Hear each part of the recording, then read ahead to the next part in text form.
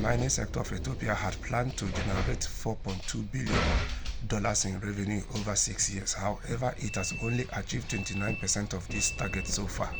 From 2010 to the first quarter of 2016, the actual revenue collected was only $1.2 billion, well below the annual $4.2 billion goal. The truth of the matter is that in as much as Ethiopia is carrying out a whole lot of developmental plan, Ethiopia has a whole lot of security concern or instability going on in some part of Ethiopia that Ethiopia have to address properly. They need to invite all the parties involved, sit on a round table and find a long-lasting solution.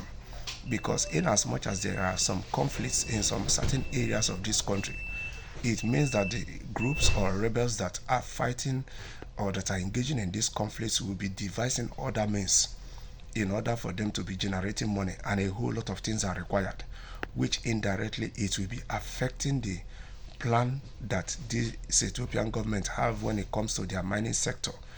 Yes, because these rebel groups or armed groups will be devising other means to sabotage the government and look for other means of getting money to be financing the conflicts or to be getting whatever they need to continue in this conflict. The Federal Auditor General's report found that the Ministry of Mines has not properly implemented a mineral resources development policy that has been in place for over 50 years. So the Auditor General of Ethiopia is in find out that their Ministry of Mines is equally guilty in this shortcoming because he has not implemented their mineral resources development policy that has been in place for over 50 years. So because if he has done, maybe the revenue they are hoping to generate will be above the reported 29% that they are getting so far. So on the side of the government, they have to hold the Minister of Mines accountable and make sure that he sits up in terms of implementing this mineral resources development policy. Additionally, 9 companies granted permits to produce and process coal as a substitute for imported mining materials have not implemented these projects as planned. So these 9 companies granted permits to produce and process coal as a substitute for imported mining materials have not implemented this project. They need money. Yes, because it's one thing to award people projects. It's another thing for the government to release money for them to be able to carry out these projects.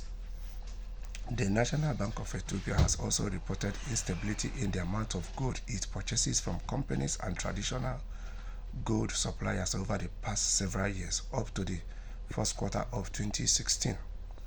Interestingly, at the start of this month, the Ethiopian Ministry of Mines claimed to achieve 75% of its annual gold exports target during the first 9 months of the current fiscal year.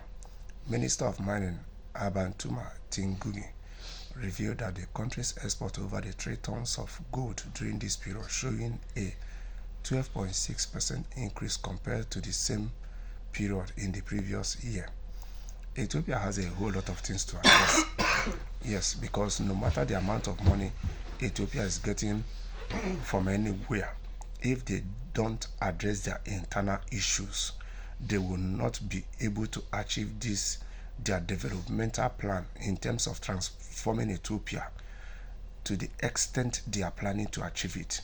Yes, they will always have internal issues that will have a way of sabotaging their plans.